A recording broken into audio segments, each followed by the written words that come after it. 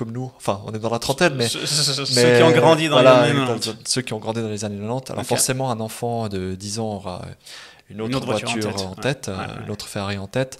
Peut-être que ce sera la SF90 potentiellement pour un enfant de 10 ans. Mais pour nous, la voiture la plus désirable, celle que nous désirons le plus, c'est celle que tu as effectivement juste derrière nous, là, la F40. Je sais pas si on la voit sur la caméra. Pardon, là La F40, du coup. Pourquoi ce modèle-là est tellement important déjà pour nous? Alors, c'est déjà une ligne à couper le souffle, hein, une nouvelle ligne, donc une voiture qui ressemble actuellement au supercar que nous voyons passer tous les jours aujourd'hui. Hypercar même. Ouais, c'était une hypercar à l'époque, on peut la dénominer Moi, comme ça. je pense que c'est la première hypercar. La première c'est hypercar, possible, ouais. celle qui a redéfini, celle qui a défini cette classe de voiture qu'on connaît aujourd'hui sous le nom de hypercar. À ce moment-là, évidemment, on ne l'appelait pas comme ça. Mais aujourd'hui, en y repensant, en regardant vers l'arrière, je pense effectivement que c'est potentiellement la première hypercar.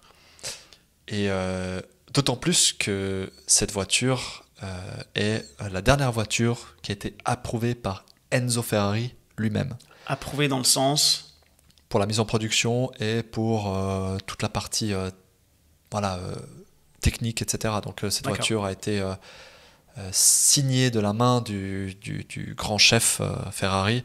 Et ça en fait du coup une voiture encore plus importante parce que c'est l'homme qui a fondé la marque qui, dans son dernier souffle, a laissé cette voiture se mettre en vente. Ouais. Et du coup, à l'époque, c'était aussi la voiture la plus chère, la plus rapide, la plus puissante.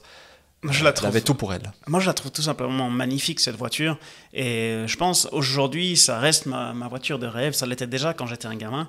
D'ailleurs, le petit modèle que vous voyez ou pas sur la caméra derrière la tête de Nico, c'est le deuxième que j'ai de ce type-là. Parce que le premier, mon petit frère, Luca, l'a cassé en marchant dessus. Du coup, tu étais obligé d'en racheter une. C'était la pire journée de ma vie. Et donc, j'ai supplié mes parents de me racheter un autre modèle que voici. J'ai quand même gardé l'autre qui est cassé. Donc, le toit est un petit peu enfoncé. Mais bon, donc, elle est encore dans la chambre d'enfant, dans la chambre dans laquelle j'ai grandi chez mes parents. Voilà. Ça reste une voiture de rêve pour moi. Si j'avais les sous, on parle maintenant en tout cas 2 millions de francs suisses pour ce type de voiture, voire un peu plus, ça dépend de l'état, ça dépend le kilométrage, les révisions. Les révisions coûtent très cher sur ce type de voiture. Mais encore aujourd'hui, elle me fait rêver en fait. Encore aujourd'hui, je la regarde, je me dis vraiment pas mal. Maintenant, je ne sais pas à quoi ça ressemble en termes d'agrément de conduite, ainsi de suite, mais je pense qu'on est un peu rien à foutre. J'aimerais l'avoir comme pour la regarder en fait. J'imagine que ça se conduit pas très très bien, puisque c'est quand même une vieille voiture avec un turbo-lag de malade, une voiture turbo. Ouais, c'est clair. C'était pas encore la même technologie qu'on peut retrouver aujourd'hui dans nos voitures d'aujourd'hui. Donc voilà. Oui, du coup, tu parlais du turbo parce que c'est un moteur V8 de 2,9 litres. 2,9 litres, 440 chevaux.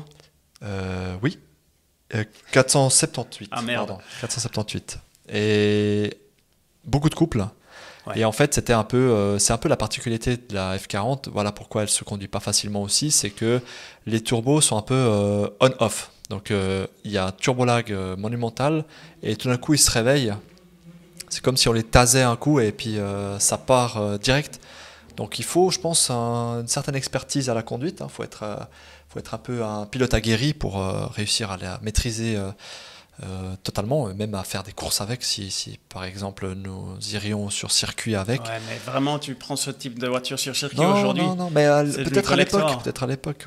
Ah oui, à l'époque, certainement. Oui. Et Ferrari lui-même dirait oui, c'est une voiture qui doit aller sur circuit parce que ça a été fait pour. C'est vrai. Ça a été fait pour. Si j'étais plus riche. Hein. Il y a un adage de Enzo Ferrari qui est assez intéressant. Il disait, nous pouvons dormir dans une voiture, mais nous ne pouvons pas faire la course avec une maison. Donc c'est aussi pour dire que voilà, il faut s'acheter sa voiture de rêve.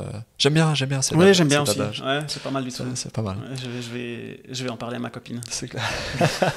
Je suis pas sûr qu'elle soit d'accord, mais voilà, bref. Merci d'avoir regardé ce clip Cleansy's Garage. J'espère que ça t'a plu. L'épisode complet est disponible sur YouTube, Spotify et Apple Podcast. C'est gratuit. Alors vas-y.